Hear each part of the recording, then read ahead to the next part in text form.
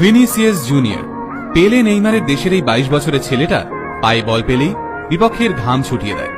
কিন্তু তাতে কি, রিয়াল মাদ্রিদে খেলা ভিনিসিয়াস জুনিয়রের গায়ের রং কালো যে, সেই কারণেই স্টেডিয়ামে বসে থাকা 50,000 দর্শক ভিনিসিয়াস তোর মৃত্যু চাই বলে অনবরত স্লোগান দিতে থাকে।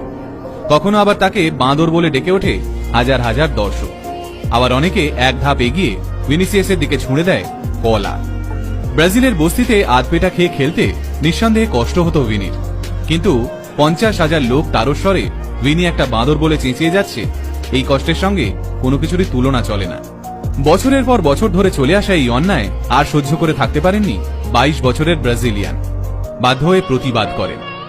আর কি অবাক কাণ্ড, বর্ণবিদ্বেষী মন্তব্যের বিরোধিতা করার জন্য তাকেই লাল কার্ড দেখিয়ে মাঠ ছাড়া করলেন রেফারি।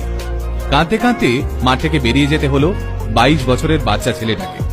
এই ঘটনার পর প্রতিবাদে ফেটে পড়ে সমগ্র ফুটবল বিশ্ব। ভিনিসিয়াসকে সমর্থন জানিয়ে এগিয়ে আসেন নেইমার, এমবাপে, ক্যাসামিরো, এমনকি রিয়াল মাদ্রিদের চিরপ্রতিদ্বন্দ্বী বার্সেলোনায় খেলা রাফিনহার মতো ফুটবলাররা।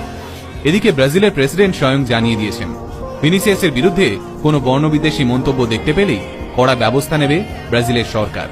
ঠিক কি কারণে একজন 22 বছরের ব্রাজিলিয়ানের জন্য সারা পৃথিবী তোলপাড়, আসুন আজকে সেই কাহিনী জেনে নিই। ব্রাজিলের সাও গাঞ্জালো বস্তি। স্কুলে যাওয়া তো দূরের কথা, ছোট ছোট বাচ্চারা এখানে রাস্তায় দাঁড়িয়ে মাদক বিক্রি করে। প্রয়োজন পড়লে বন্দুক বের করতেও ভয় পায় না এই বাচ্চারা। ফলে ভদ্রলোকেরা সকালবেলাতেও এই বস্তি এড়িয়ে চলেন। এইরকম এক বস্তিতে জন্ম হয় ভিনিসিয়াস জুনিয়রের। ছোট থেকেই ভিনি জানতেন এই বস্তি থেকে বেরোনোর একটাই পথ, আর তা হলো ফুটবল।